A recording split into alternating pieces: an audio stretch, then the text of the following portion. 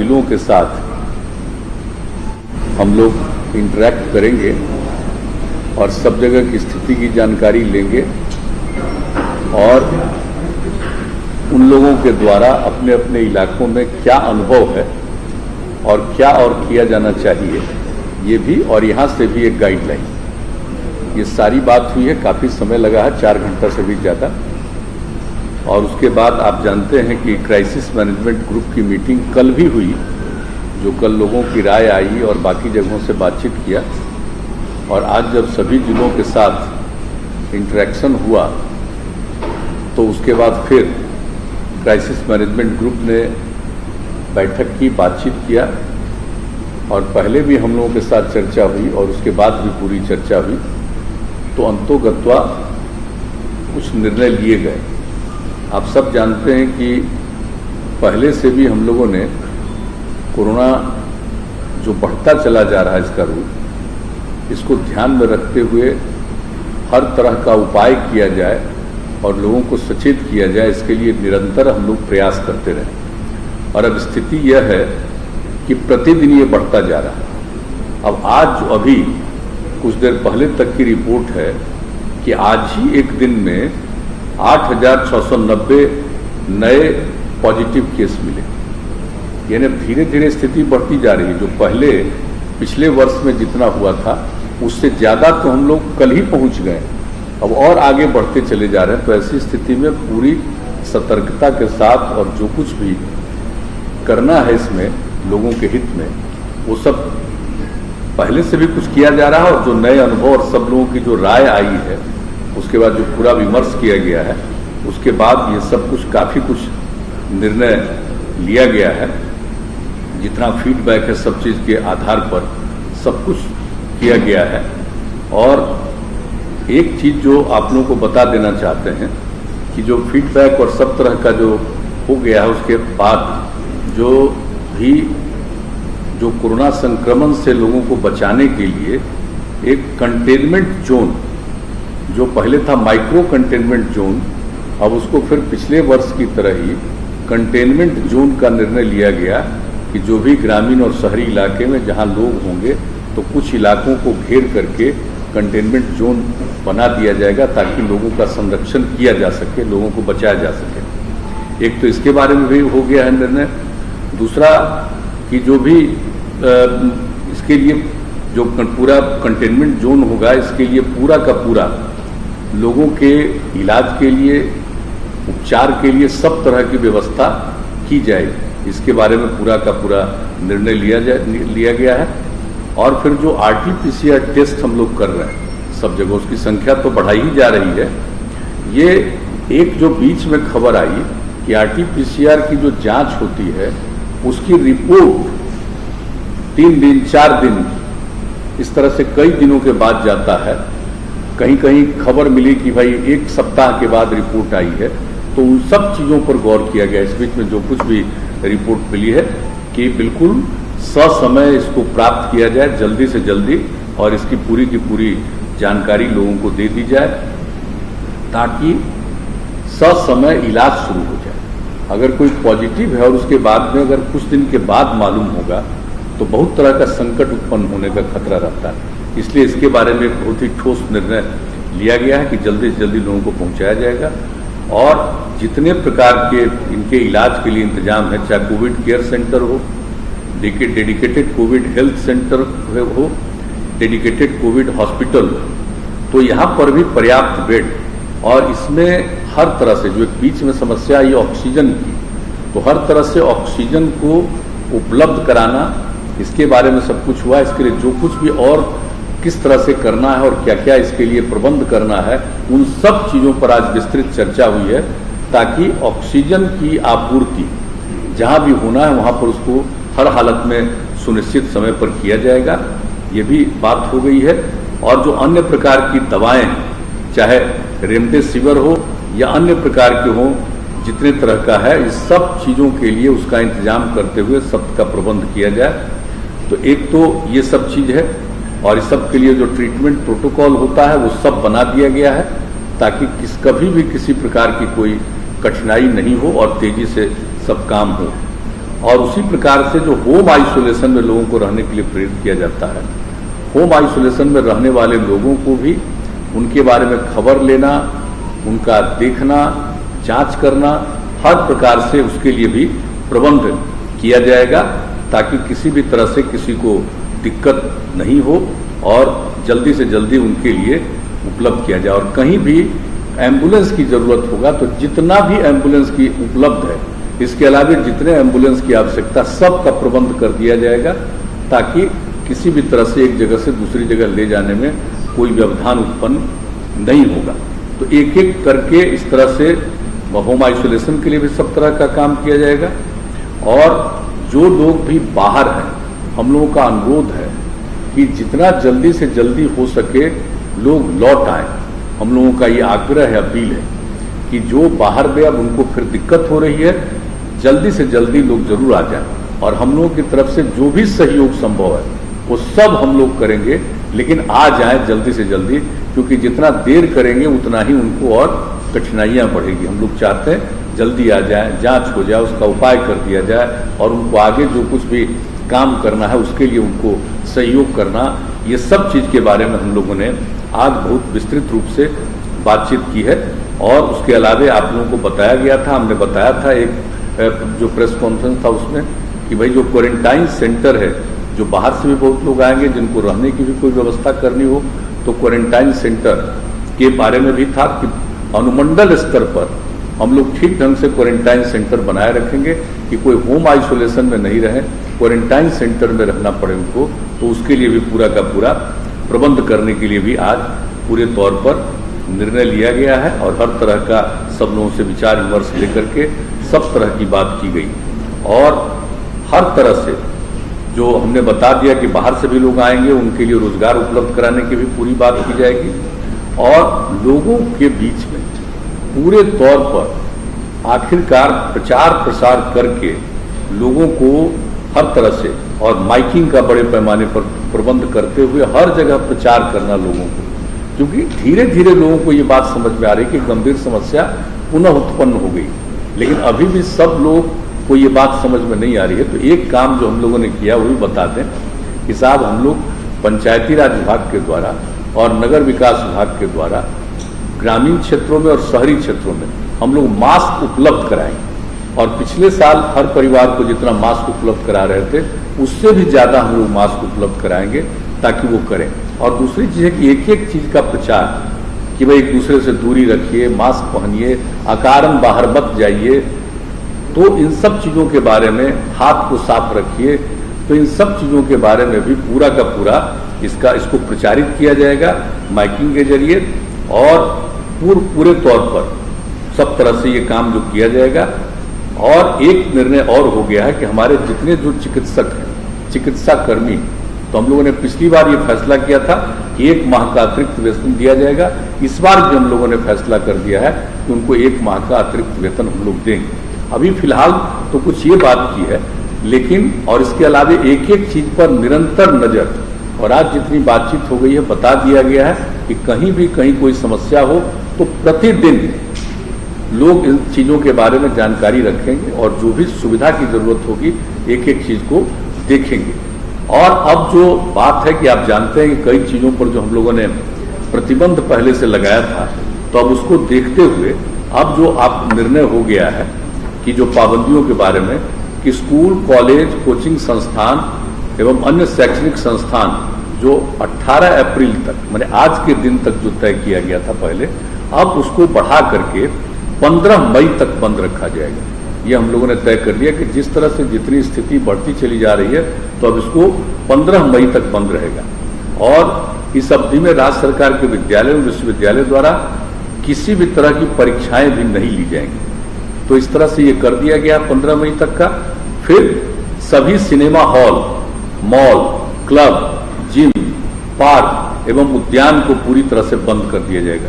उसमें लोगों का आना जाना नहीं हो, ये सब बात अब यह तय कर दिया गया है। और इसको अभी हम लोगों ने बंद करने का जो निर्णय लिया, ये सब 15 मई तक के लिए अभी का फैसला है। और उसके बाद जो हमारे जो सरकारी और गैर सरकारी कार्यालय हैं, अब उसके बारे में एक आज निर्णय लिया गया है कि इसको 5 बजे तक रखा जाएगा, 5 बजे बंद। और आप जानते हैं 1/3 33% लोगों को ही एक दिन में काम करने के लिए कहा गया है। नहीं, जैसे हेल्थ वगैरह को छोड़ करके उन सब चीज़ों का नहीं, जो इसेंशियल सर्विसेज है उसकी बात हम नहीं कर रहे हैं, बाकी जितनी सेवाएं उसके लिए जो किया गया था, तो अब उसको कर दिया गया घटा करके, जो 6 बजे तक था उसको घटा करके 5 बजे तक का कर दिया गया है कि बिल्कुल उसको 5 बजे तक ही बंद कर दिया जाएगा। और प्रतिदिन रात्रि में 9 बजे से लेकर के सुबह 5 बजे तक नाइट कर्फ्यू लागू रहेगा। पूरे बिहार में हर जगह पर नाइट कर्फ्यू लागू रहेगा, रात में 9 बजे से लेकर के सुबह के 5 बजे तक। यह एक निर्णय हो गया है। और सभी दुकानें, प्रतिष्ठान, फल एवं सब्जी दुकानें, मंडी तथा मांस एवं मछली की दुकानें अब शाम जो 7 बजे तक रखे थे खुला उन लोगों को, अब 7 बजे के बजाय 1 घंटा कम करके 6 बजे तक उसको अब खुला रहेगा। 6 बजे के बाद वो खुला नहीं रहेगा। यानी सभी दुकानें, प्रतिष्ठान, फल एवं सब्जी दुकानें, मंडी तथा मांस एवं मछली की दुकानें अब शाम 6 बजे तक, 6 बजे बंद हो जाएगी, 6 बजे तक ही खुला रहेगा। और सवेरे से जब से खोलना है खोलें, यह नहीं है कि सुबह कब से खोलना है, जब से भी खोलना हो, लेकिन उनको 6 बजे तक ही रखना है, 6 बजे वो बंद हो जाएगी। और इसके बाद जो रेस्टोरेंट है, ढाबा है, भोजनालय में बैठकर खाना प्रतिबंधित रहेगा इन सब जगहों पर, लेकिन होम डिलीवरी एवं टेक अवे सर्विस का संचालन 9 बजे रात्रि तक होगा। 9 बजे रात तक वो सब लोगों के यहाँ पहुँचाना हो, कोई वहाँ से ले जाना हो, लेकिन वहाँ बैठ करके खाना नहीं। ये एक बात हो गई है साफ साफ कि उनको घर तक पहुँचाना हो पहुँचाएं, ले जाना हो ले जाएं 9 बजे रात तक। अब जो जितने भी सभी धार्मिक स्थान जो थे वो जो 30 अप्रैल तक बंद थे, जो हम लोगों ने पहले तय किया था इनके मामले में, सभी प्रकार के सब धर्मों के सब स्थलों को जो किया गया था 30 अप्रैल तक, उसको अब बढ़ा करके 15 मई 2021 तक बंद रखने का ही फैसला किया गया।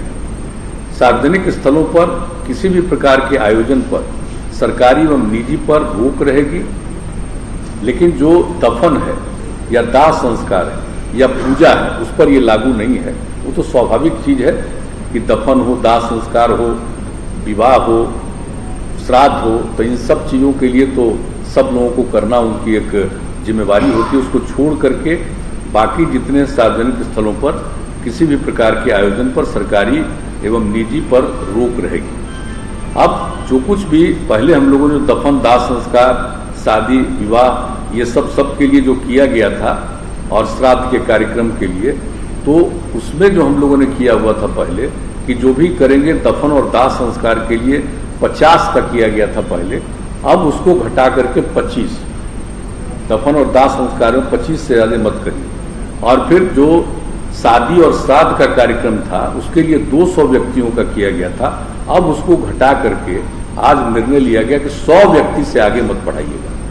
कि जितना तेजी से फैल रहा है और किन्हीं को कुछ मालूम नहीं है, इसका बहुत नुकसान होगा, इसलिए इन दोनों के बारे में यह भी निर्णय लिया गया है।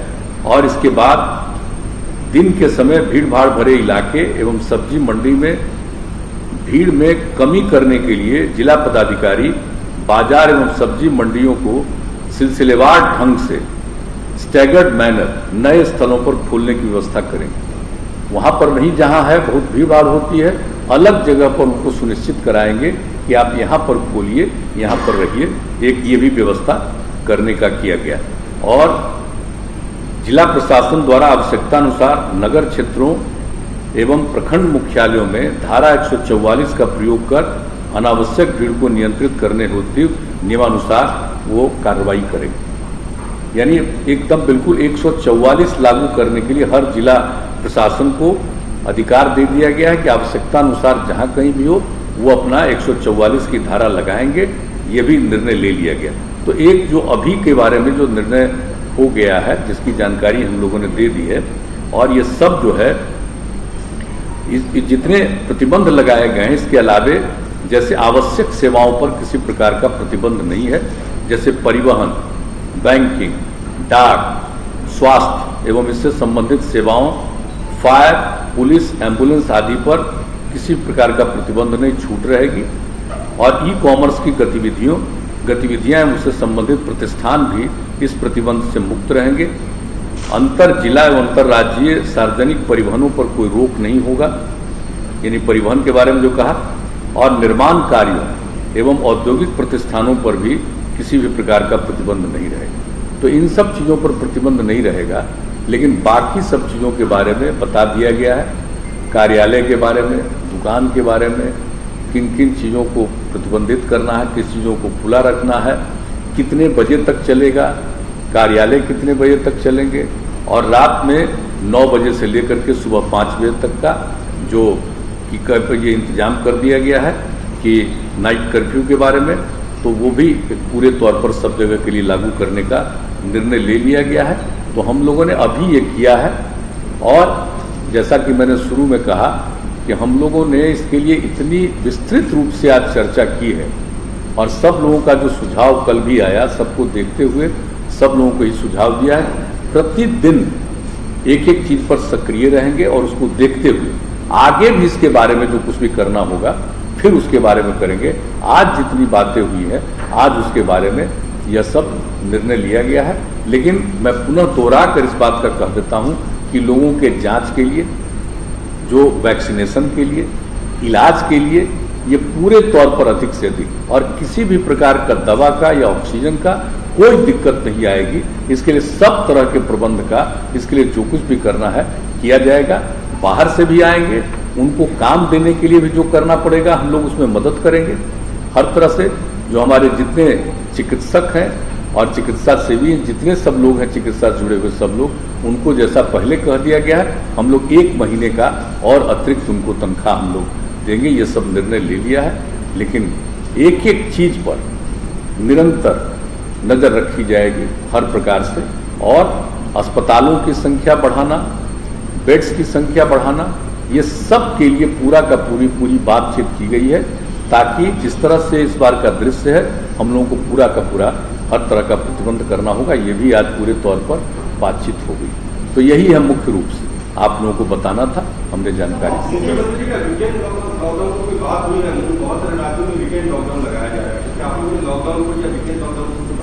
अभी उसके बारे में पूरी हम लोगों ने चर्चा की है, इसलिए हम लोगों ने समय निर्धारित किया है।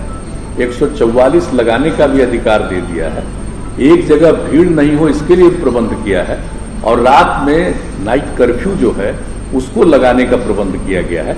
और अभी इसको देखेंगे, और इसके बाद अगर कोई स्थिति आती है तो आगे की मीटिंग में उसके बारे में फैसला करेंगे।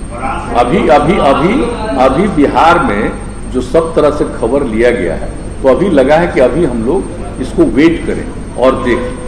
शादी का सीजन है, बारात के लिए क्या तय किया गया? 9 बजे तक पहले बारात लगना है या उसके बाद लगेगा? अब उनको तो जल्दी से जल्दी करना चाहिए। अभी तो हम लोगों ने संख्या के बारे में ही कहा है, संख्या के बारे में कहा है, तो सोचेंगे ना कि जब नाइट कर्फ्यू शुरू हो गया 9 बजे रात से 5 बजे सुबह तक के लिए होगा, तो लोगों को तो खुद सोचना चाहिए ना कि उसी हिसाब से करें, ताकि किसी भी प्रकार की असुविधा नहीं हो, उनको किसी भी प्रकार की कठिनाई नहीं है। जब नाइट कर्फ्यू है तो स्वाभाविक रूप से अपने आप ये चीज उनको समझ करके करना पड़ेगा। अब अपने आप स्वाभाविक, जब से नाइट कर्फ्यू जब हो गया, तो नाइट कर्फ्यू हो गया तो आने जाने में तो लोगों को दिक्कत होगी ना। इसलिए उनको खुद ही सोचना चाहिए कि हम ज्यादा देर नहीं करें, किसी भी चीज को ससमय करें। ये अभी सुझाव है।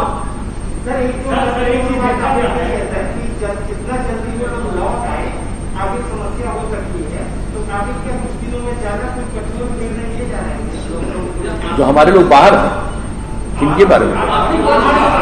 हाँ, हम लोग कह रहे हैं, प्रेरित कर रहे हैं कि आ जाइए जल्दी से जल्दी। नहीं, हम लोग तो चाह ही रहे हैं, हम लोग चाह रहे हैं कि तेजी से आ जाए। अभी तो ट्रेन वगैरह सब चल रहा है ना, तो उतनी संख्या नहीं है आने वालों की। लेकिन अगर आगे नहीं, अभी भी थोड़ी कठिनाई अगर जहां कहीं भी महसूस कर रहे हैं, और आगे ये बढ़ता जा रहा है, इसलिए हम सब लोगों से यही आग्रह हम लोग कर रहे हैं कि जल्दी से जल्दी आ जाइए, और आपको और सहयोग किया जाएगा। ये सब हम लोग मदद कर रहे हैं।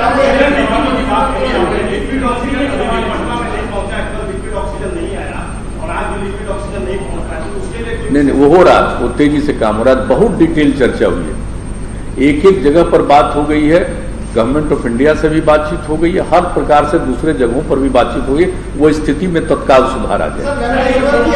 हर जगह का रिपोर्ट हम लोगों ने लिया है, ऐसा नहीं है कि एक एक जिले के बारे में आज देख रहे हैं कि ज्यादा समय लगाया गया है, आप जान ही रहे हैं, तो पूरा दिन भर हम लोगों ने हर जगह के बारे में और जहां कहीं भी बातचीत करनी थी और हम लोगों को खुद भी जो ऑक्सीजन के लिए करना उसके बारे में हम लोगों ने सोच लिया,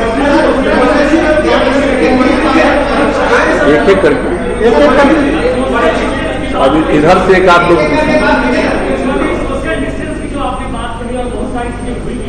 लेकिन एक चीज जो मैं देख पाया है, मैंने देखा ऑटो में जिस तरह से आगे पीछे पूरी तरह से बैठ रहे हैं लोग, बसों में भी जो सोशल डिस्टेंस का पालन अपने सब्जी मंडी के पास के बहुत छड़ में लिया है, लेकिन मैं जो देख पा रहा हूँ सब्जी मंडी में सुबह में एक साथ 10-20 लोग हैं, नमाज है, ये चीजें बहुत इम्पोर्टेंट है। नहीं, बात तो आप ठीक कर रहे हैं, हम लोगों ने तो सजेस्ट किया ही है, उसका तो 50% स्ट्रेंथ पर चलाने की बात करी, हम लोगों ने उसके लिए सब कुछ कहा है लोगों को कि ये तो मान करके चलना पड़ेगा, लेकिन अब लगता है कि धीरे धीरे लोगों को समझ में आएगा और पूरा जो हम कह रहे हैं कि इसके बारे में जो अभियान चलाएंगे लोगों को जागरूक करने के लिए, तो हो सकता है उसका और असर पड़े, और हम लोग तो बता ही रहे आपको मास्क वगैरह देने का भी प्रबंध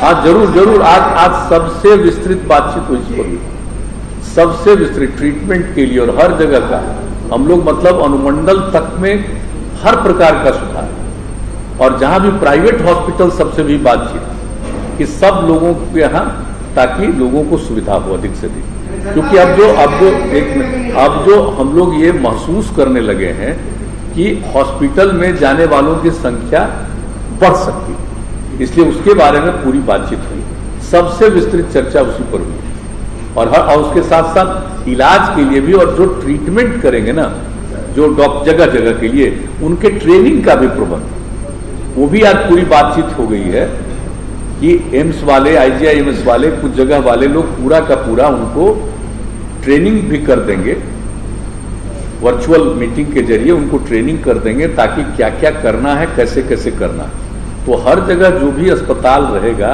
उसमें लोगों को ट्रीटमेंट में सहूलियत हो, और सब लोगों को आज की तारीख में कोविड के मरीजों के लिए सरकारी अस्पताल में कितनी जगह और उसको बढ़ा के कितना ले जाएंगे? ये पता तो दिया, उसके बारे में तो सबसे डिटेल चर्चा हुई है, हम लोग अनेक जगहों पर उसको बढ़ाए, तो हम लोग कह रहे हैं कि हम लोग अनुमंडल स्तर तक के लिए बात किए कि वो सब जगह इंतजाम हो ताकि लोगों को किसी प्रकार की असुविधा नहीं, और दवा और ऑक्सीजन, और जो डॉक्टर सब जगह रहेंगे उनको इसके बारे में पूरी जानकारी हो, उनको भी ट्रेन कर दिया जाएगा ताकि किसी तरह की दिक्कत नहीं, क्योंकि जान रहे हैं कि इस बार संख्या बढ़ेगी। सर एग्जाम को लेकर सर एक सवाल है सर, क्या शैक्षणिक एग्जाम सिर्फ रद्द किया गया है या नौकरियों से जुड़े हुए एग्जाम जो होने वाले सर उन तमाम एग्जाम को रद्द किया गया है? अभी जो स्कूलों से संबंधित और कॉलेजों से संबंधित है उसके एग्जाम के बारे में तो बता ही दिया गया, अभी प्रतिबंध कर दिया गया, उसको अभी कर दिया गया, लेकिन कई जो नौकरी वाला जो चीज है ना उस पर अभी कोई चीज हम लोगों ने रेस्ट्रिक्ट नहीं की। जो नौकरी से रिलेटेड जो चीज है ना, जितने कमीशन है जो लोगों का करते हैं उस पर अभी प्रतिबंध नहीं लगाया, ताकि लोगों को भाई किसी को भी लाइफ में ऐसा कोई व्यवधान उत्पन्न नहीं हो, भी हम लोग देख रहे हैं, लेकिन आप जानते हैं कि अभी का है, लेकिन अब इसके बाद तो आगे और जो हमेशा देखते हुए कोई बात ऐसी आएगी तो देखा जाएगा। अभी हम लोगों ने नौकरी से रिलेटेड किसी चीज में अभी नहीं रोका।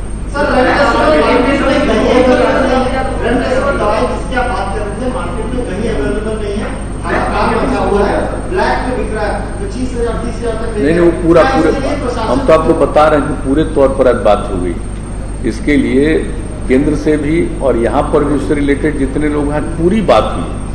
आज पूरे तौर पर स्वास्थ्य विभाग लगा हुआ है, और इसका डिटेल आप चाहिएगा तो आपको स्वास्थ्य मंत्री जी बता देंगे कि पूरे तौर पर एक एक दवा के बारे में, और जान रहे हैं कई दवाओं का तो जो जानकारी आ रही है, एक एक का कीमत 3500 रुपया, 35,000, 36,000, इतना है, सब के लिए कर रहे हैं। तो जरा बता दीजिए दवाओं के बारे में। सर पंचायत चुनाव हालात को देखते हुए पंचायत चुनाव डालेंगे आपको? अभी पंचायत चुनाव के बारे में नहीं देखा गया है, नहीं सोचा गया आज के दिन विचार करते हुए, लेकिन आज देखा है कि कई जगहों से इसके बारे में बातचीत आई, लेकिन आज उस पर नहीं गौर किया गया। अब इसको ये सब करके उसके बाद देखा जाएगा कि क्या संभव है, क्योंकि अभी चुनाव के बारे में तो कमीशन को ही सोचना पड़ेगा, लेकिन अभी उसके बारे में आज विचार विमर्श नहीं हुआ। सर कई प्राइवेट हॉस्पिटल अपने यहाँ नोटिस बोर्ड में बजाते यह लिखती है कि सरकार से सहयोग नहीं मिलने के चलते, ऑक्सीजन की कमी के चलते हमारे पास जगह रहते हुए भी हम पेशेंट को एडमिट नहीं ले सकते। नहीं, ऐसी कोई बात मालूम नहीं है, ये बता देंगे आपको। इस तरह की कोई ऐसी तो कोई बात नहीं है। हम नहीं समझते हैं कि जो जितना ज्यादा सरकार की तरफ से हो रहा है, ऑल ऑफ ए सडन कोई समस्या आई है तो उसके समाधान का तो उपाय नहीं करना है। तो आप जानते हैं कि ऑक्सीजन कहाँ से आता था, किस प्रकार से आता था, उसके लिए आपको डिटेल बता देंगे कितना हम लोगों ने सब इंतजाम किया है और कितनी बातचीत की गई है, कितना ज्यादा आएगा। आज कोई बोले हैं तो आज तो हम लोग इतना गौर किए हैं कि चीज पर, और जो बता दिया है कि उसके लिए पूरा का पूरा प्रतिबंध किया जाएगा, लेकिन ऑक्सीजन के बारे में और दवा के बारे में थोड़ा वो बता देंगे।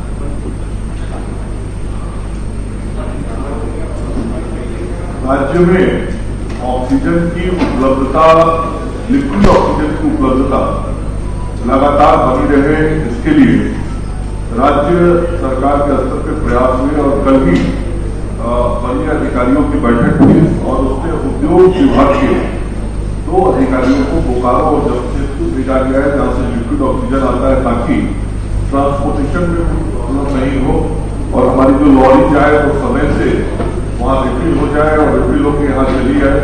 कल कुछ कठिनाई आई थी, लेकिन आज उन कठिनाइयों से हम बाहर निकल गए हैं और आज जो दिन भर बातचीत हुई है उसमें पटना सहित दूसरे जिलों के लिए भी लिक्विड ऑक्सीजन और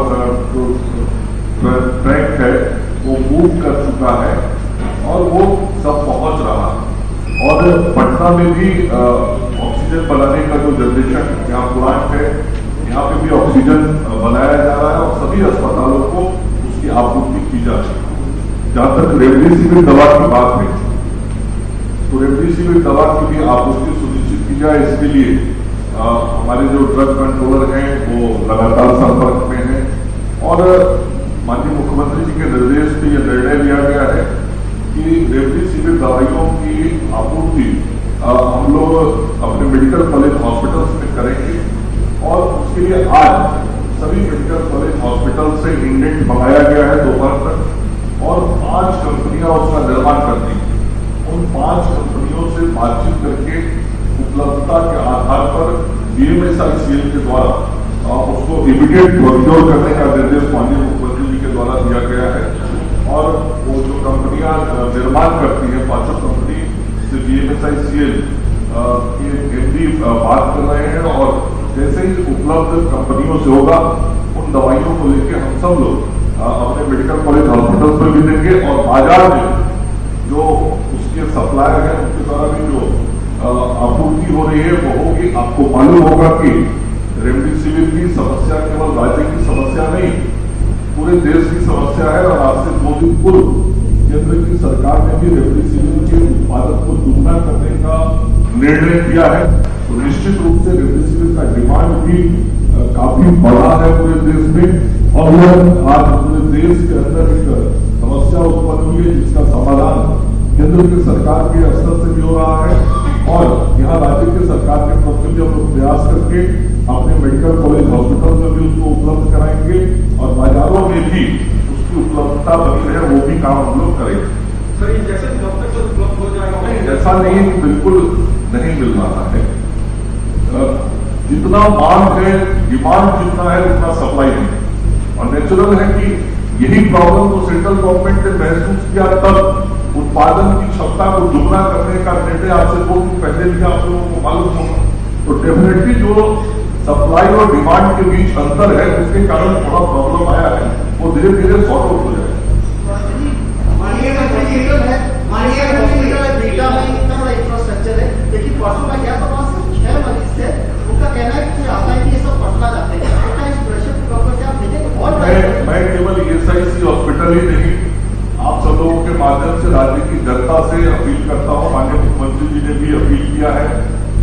जो हमारे पेशेंट हैं जिनको जिस तरह के ट्रीटमेंट की आवश्यकता है वो वैसे अस्पताल में जाए। सभी पेशेंट्स को IGIMS और एम्स जाने की जरूरत नहीं होती। जिसको CCC में जाना है, सामान्य केयर की जरूरत है, वो कोविड केयर सेंटर पे जाए। हमारे राज्य के सभी जिलों में कोविड केयर सेंटर बने हैं। कुछ मरीज ऐसे होते हैं जिनको ऑक्सीजन की जरूरत होती है, तो वो डेडिकेटेड कोविड हेल्थ सेंटर में जाए। और ये जो दोनों सेंटर्स हमारे हैं, आप देखेंगे CCC और DCSC बड़े पैमाने पर हमारे राज्य के अंदर खाली 90% जगह अभी खाली है और सभी लोग पटना की ओर लग कर रहे हैं। तो हम अपील करते हैं कि पटना जिसको डॉक्टर रेफर करे वो हमारे अस्पताल में आए। पटना में वैसे अस्पतालों का इलाज भी होगा, लेकिन जिनको जिला के अस्पताल में हमारे जो अन्य मेडिकल कॉलेज हॉस्पिटल से वहां जहां सुविधाएं मिल रही है, बेड्स हैं, सब कुछ उपलब्धता है, वहां भी जाए। और जो आपने ESI हॉस्पिटल की बात की, वहां भी 50 बेड की उपलब्धता है। मैं लोगों से कहता हूं वहां जाना चाहिए, वहां सुविधाएं हैं। और आपकी जानकारी के लिए जो आज हम सब लोगों को आधिकारिक तौर पर जानकारी मिली है कि भारत सरकार के DRDO से एक स्पेशलिस्ट डॉक्टर, मेडिकल अफसर और 10 पैरामेडिकल स्टाफ कल आने वाले हैं, जो वहां ज्वाइन करेंगे। इसी से जुड़ा एक सवाल है मंत्री से। आपने कहा कि अलग अलग अस्पताल में जाए, लेकिन कोई डैशबोर्ड नहीं है आपके विभाग का जो साइट पे विस्तृत जानकारी दे कि किस अस्पताल में कितना सीट खाली है, कितना ऑक्सीजन अवेलेबल है, कितना बेड अवेलेबल है। तो एक डैशबोर्ड होना चाहिए कि नहीं आपके हिसाब से? आपने जो सुझाव दिया उस सुझाव पे विभाग काम करता है।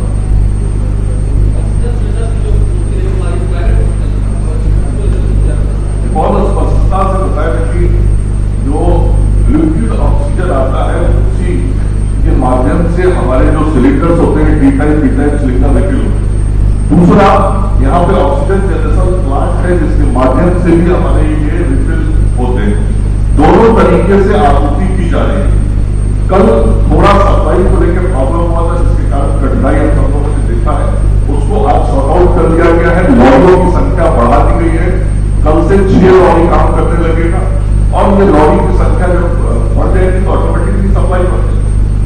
मंत्री जी, ESI अस्पताल में ही 22 कर्मचारी वहाँ संक्रमित हो गए हैं। वहाँ की टीम जो है बेटा के सामने जो वो भी संक्रमित हो गए हैं। आपको इस बात की जानकारी है क्या?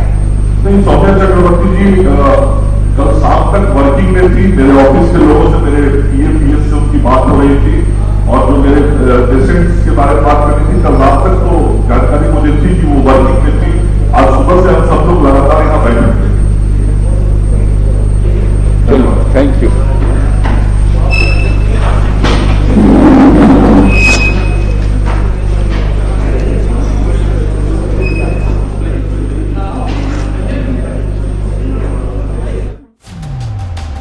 तो देखिए, बिहार में